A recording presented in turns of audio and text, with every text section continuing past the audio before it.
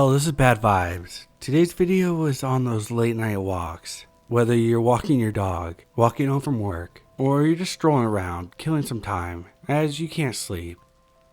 Anyway, please hit that like button if you enjoy, and sit back and relax.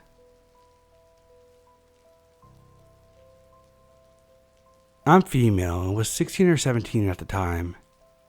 I used to have terrible insomnia, so to pass time, I would go for walks around my neighborhood really early in the morning. It was one of those mornings, and I was just out for a walk when I heard a car approaching me. Mind you, I live in a nicer middle-class neighborhood that's a bit more secluded, so people don't usually drive through there at night, so it was a little concerning. I turn around, and there's a big white van driving hella slow, about 20 feet behind me. Instead of continuing my walk, I stopped and waited to see what they were up to. It seems kinda stupid, but there's no way I'm turning my back to a vehicle at 2 a.m. just to be snatched and killed. The van then stops. Two dark figures get out and start walking towards me. I'm like, oh shit, and start to run. It might have been an overreaction, but I had this terrible feeling in my gut. I run towards my house, hiding behind bushes. I didn't see the van until I turned the corner. They parked near a patch of houses, and about 5 of them get out of the van with flashlights, looking around for something. They all had dark clothing on and weren't saying a word. One of the house's porch light turns on, and they run back to their van and hightail it out of there. It was pretty wild, and maybe I overreacted. I don't know, you tell me.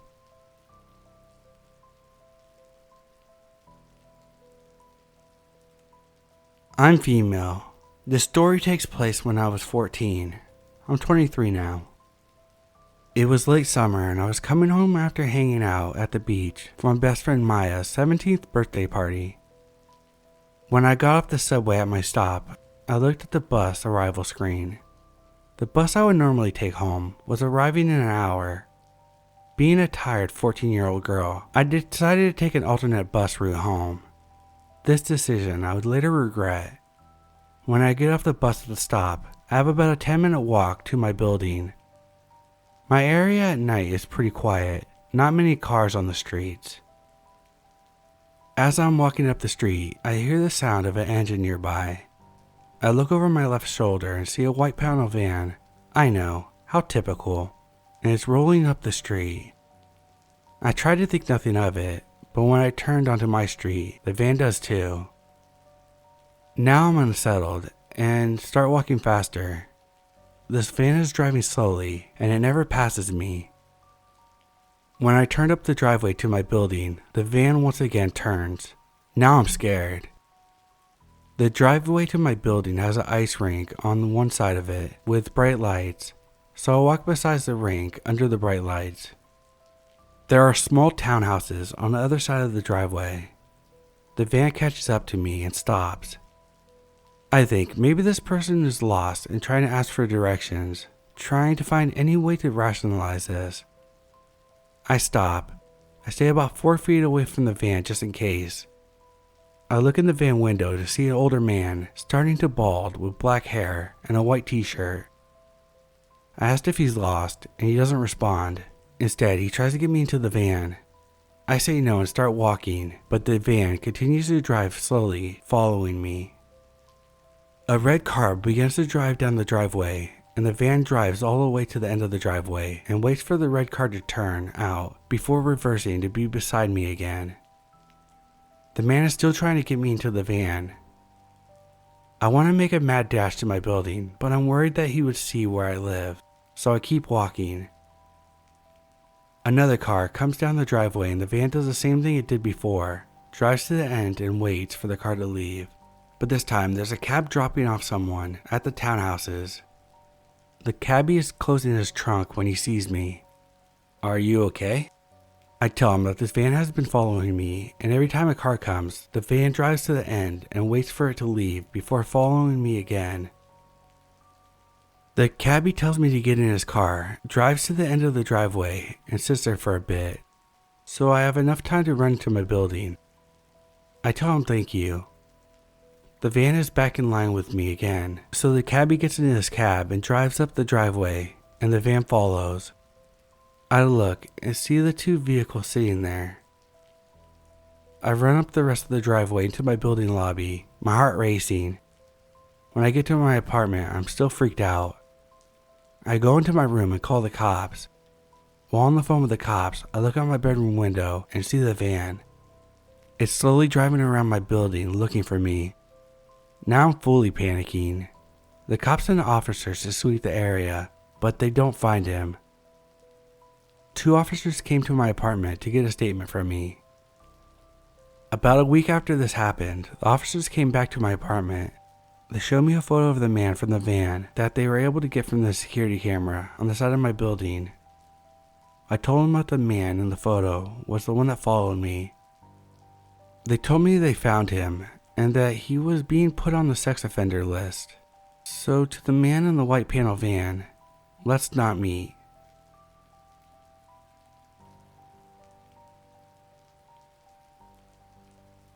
I was walking my dog around 11:30 p.m. on a street that had no houses on it, only industrial sheds and the woods on one side, and the railroad tracks on the other side, where the train goes by every few hours. This street is only the next street over from where the residential neighborhood block where I live, and I walk my dog here several times a day and usually one final walk around this time. It's a nice street to walk my dog on because the woods make it seem more like a nature walk rather than walking down the street full of houses. I like that I could see the stars better on this road because there are no street lights. I like seeing wildlife occasionally. Several young raccoons run up the trees when me and my dog go by. A feral cat, eyes shine in the dark as it hunches in the distance. An owl hoots. As I am walking my dog on this night, I see headlights of an approaching vehicle. It's not unusual as vehicles use this street as a throughway throughout the day, especially after the city made a park at the end of the street where the road goes around a bend. There is hardly any traffic at this hour though. Sometimes the local police patrol through, other times it could be sketchy people. During the day, I find empty beer bottles and cans and teeny liquor bottles that were tossed out of vehicles. Periodically, I carry a small trash bag and pick up the litter to keep my nature walk pleasant. As the vehicle gets closer, I keep checking the headlights as I'm standing on the side of the road, letting my dog sniff around. I check every now and then to make sure the driver is staying on their side of the road and not driving erratically, under the influence or driving while texting, because I don't want to be hit. I keep my cell phone flashlight shined on my dog, who is off the road, on the grass, sniffing on the ground, so the driver knows that I'm there and keeps on their side of the road. I'm standing on my side of the road, facing my dog, and I take one last look over my shoulder at the vehicle as it approaches closer to where I am. Then I look back at my dog, so I'm not rudely staring at them. As the vehicle passes behind me, I hear it slowing down, so I turn to face it, and it stops a little past where I'm standing. I hold my phone's flashlight so it shines on the car and the driver. It's a man, young looking, maybe still in high school, but probably in his early 20s. He has a round face with what looks like short whiskers all around the bottom half of his face. It's more than just stubble, I think. I wait to see what he's up to. I say nothing, just shine the light on him. I like your dog. Thank you, I say politely, with emphasis on the first word. It's my standard response for when people say, I like your dog. It's usually kids that ride their bicycles or skateboards during the day on the way to the skate park at the end of the road, now closed, and a few other women who have stopped in their cars, their husbands driving them, also during the day. My dog is a Great Pyrenees, a large breed dog that is big and fluffy looking, and people often comment that she looks like a polar bear. She doesn't, but that's what they say. So it's not super unusual for someone to stop their car and ask me what kind of breed my dog is, or say that they like it. But it feels very weird at 11:30 p.m. on a dark, desolate road with no houses, no people around, except for a guy that thinks it's okay to stop and, after a pause, he says, "You're welcome," politely, with an emphasis on the second word, in a tone that I thought almost seemed surprised that I said thank you, or perhaps he was simply mirroring my response. I say nothing else, just wait, still shining the flashlight on my phone in his direction, waiting for him to leave. It feels very inappropriate for someone to stop their car late at night on a desolate street to talk to a person who is walking their dog, especially a woman who is alone. Maybe he just doesn't realize this. He might not have a lot of social skills or social intelligence. He looked like he might be a little awkward. After a few seconds that seem long, he drives away, slowly at first, then picks up speed.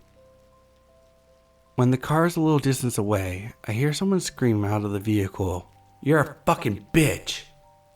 Then further away, as the car rounds the turn at the end of the street, I hear another scream from the vehicle, "You're a fucking... see you next Tuesday," just to clean it up a bit. I was standing there thinking, what the fuck? At first, I think there might have been someone else, another guy, in the car that was the screamer, but then, I think it could have been him. This gives me pause, and I'm making sure to carry pepper spray, and might just hide in the woods until cars pass by in the dark after this. There are too many weirdos in this world, and psychopaths.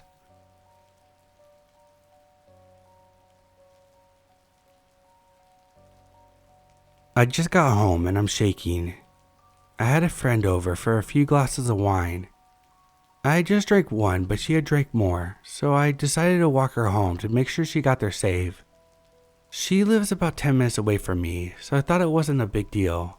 But when I was walking back, a car literally stopped in the street next to me. It was full of boys, and they were asking me where I was going and what I'm doing. I didn't respond and kept walking, and they eventually drove off, so I thought I was safe. Then I saw the car stop near my block, and they saw me coming and were waiting for me to pass by them again. One of them kept asking me why I wouldn't talk to them, and that I should go with them, all while driving slow next to me. I was on my phone with my boyfriend. They again left and I went inside. It was frightening.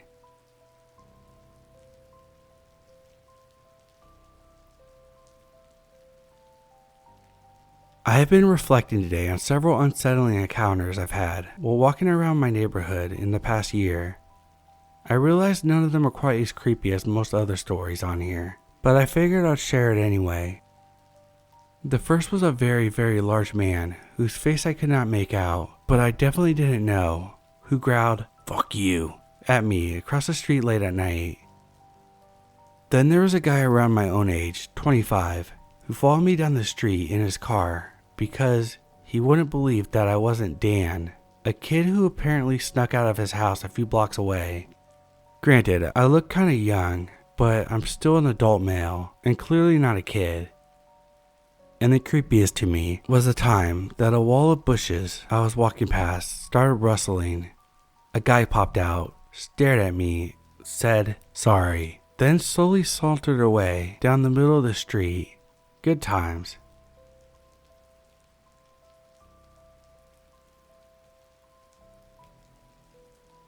Let me start by saying that I'm a college student, 21, male, and I live with my girlfriend of 2 years, 21, female.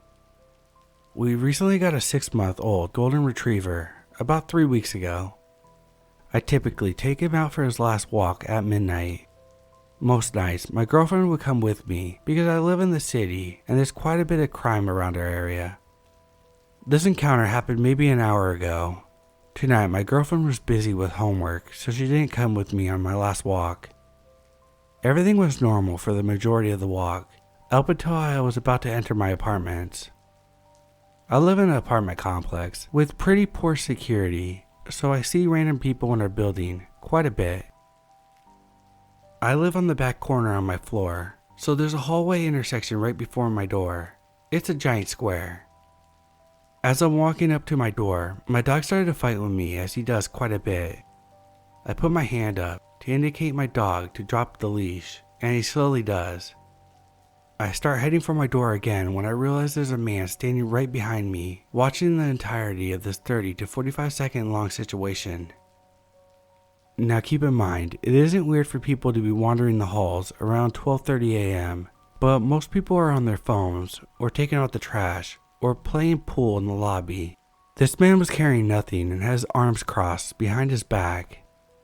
He kept his arms like this the entire time I saw him. After noticing this man who was literally 9 or 10 inches away from me, my body froze. I looked up at him as he was a little taller than me. His face had an expression of judgment, almost like he was waiting to see if I was going to hit my dog. My body had chills from head to toe when I met this man's face. He just looked off. The way he moved reminded me of an old man, arms crossed behind his back, and he walked extremely slow down the hall after I had went for my door again. I honestly panicked and just went for my door, stumbling for my key. I didn't say anything because I was in shock that someone could have snuck up on me and my dog without making any sort of noise. My dog loves strangers and tries to jump on everyone, but my dog didn't do anything but stare this man down. I would also like to note that it was strange that my dog hadn't noticed the man until I had fully realized myself. There's a lot of logical reasons as to how or why this encounter happened. Maybe he was just awkward, very introverted.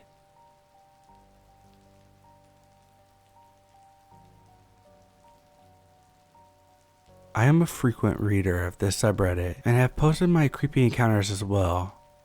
But there was one story I was reading on here that definitely made me want to share. This story happened when I was 18 or 19. I am female and I looked very young and was only like 100 pounds. I was living on a military base. I walked my dog a lot on base. For a little background, my dog is a chocolate lab mixed dog. He is very well behaved and is very attached to me.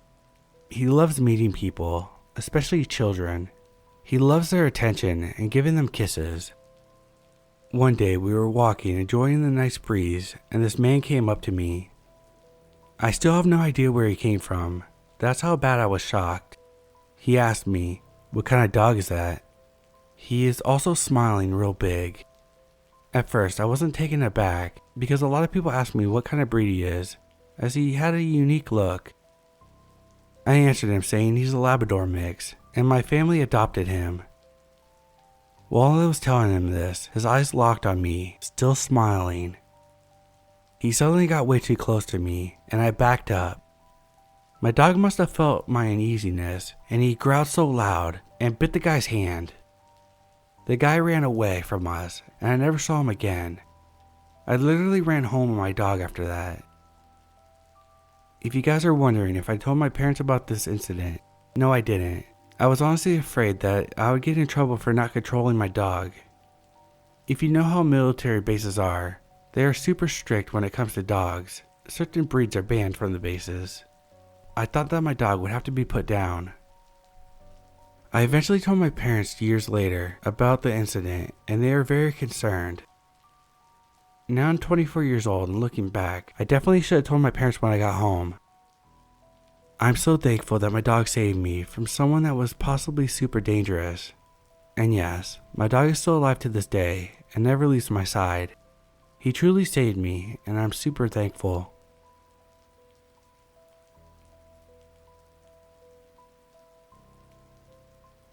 This happened back in early 2015.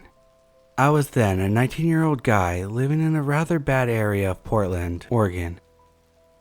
Even though there were occasionally some belligerent homeless people and drug addicts, violent muggers were very rare, and most of the city felt very safe, even at night.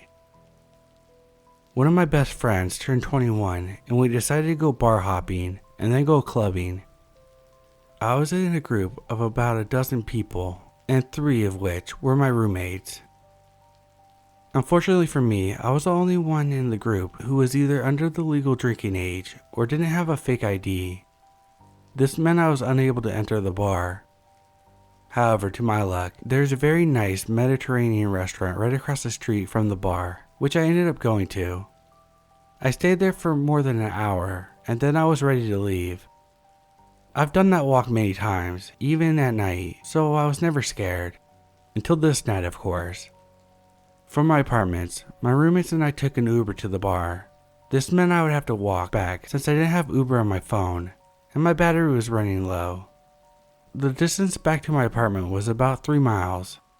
The time was already close to midnight, and I would be reaching my apartment around 1 a.m. I decided to walk the distance anyway, since I haven't been to the gym and thought it would be good exercise. I began my walk and passed by a lot of drunks. Even though some of the drunks would shout things at me, I never felt threatened by any of them, so I was okay. However, the last mile to my apartment was through a darkly lit park that can be scary at night. Not because of crime, but because there was only one street light in that stretch of road. I reached a somewhat creepy area around 12:30. As I descended down the dark, narrow street, I noticed a black Chevy Silverado speed past me and slow down once he passes me. The truck almost comes to a stop, but then decides to drive ahead. I began to shrug it off at first. However, this is where it starts to get creepy. After I walked nearly a quarter mile forward, the Chevy Silverado comes down the opposite direction and does the same thing. When the truck slows down, it almost comes to a halt. I begin to panic, but am not openly showing it. I pretend to ignore the vehicle, but my instincts tell me that something is not right. The truck then starts to proceed, but this time, I cannot keep calm. I was in the middle of the dark, isolated park with no streetlights, and there was not a single person in sight. After I walk about 500 more feet, I began to look in horror as the fucking pickup truck comes flying towards me and suddenly puts on the brake about 100 feet behind me. One man, around twice my age and bald, opens the passenger door and comes out of the truck, carrying what looked like a hockey stick. I look behind and lock eyes with him. He gives me the most haunting and sinister look I've ever seen from a real person. He begins to yell, "Get the fuck out of my sight, or I'll fuck you up, mud slime." I'm from Indian origin, and I have brown skin, and mud slime was a racial slur directed towards Muslims. As I was planning my escape, I remembered how there was a wooded area between the park and my apartment. Where I was, I could cut through the park and go through some woods, then right across the woods was my apartment. This was smart because I have taken that shortcut during the day, and the truck would not be able to cut through the woods. I just ran towards those woods and heard another yelling in the distance. "Fuck off, asshole!" yelled another large man walking in the opposite direction of the sidewalk I was. I see another large man walking a German Shepherd towards me. After that, the truck driver started running at us with a hockey stick, and I made a run for it. I dart towards the woods. Fortunately, the truck driver decides not to chase me and gets back in his truck. I reached my apartment 5 minutes later. In the parking lot of my apartment, I see the guy that was walking his dog. He looked like a roughed up bodybuilder, so I was a little afraid of him too. However, we had a pleasant conversation. I began to head up to my apartments and look out my apartment window. To my disgust and horror, I see the black Chevy Silverado drive by my apartment and then leave. My friends came back home close to 3 in the morning, just after I went to bed for the night. Thankfully, I never saw that creep again and moved out of those apartments a few months later. After this incident, I avoided walking alone in dark spots and isolated areas at night. To the stalker driver in the black pickup truck, let's not meet.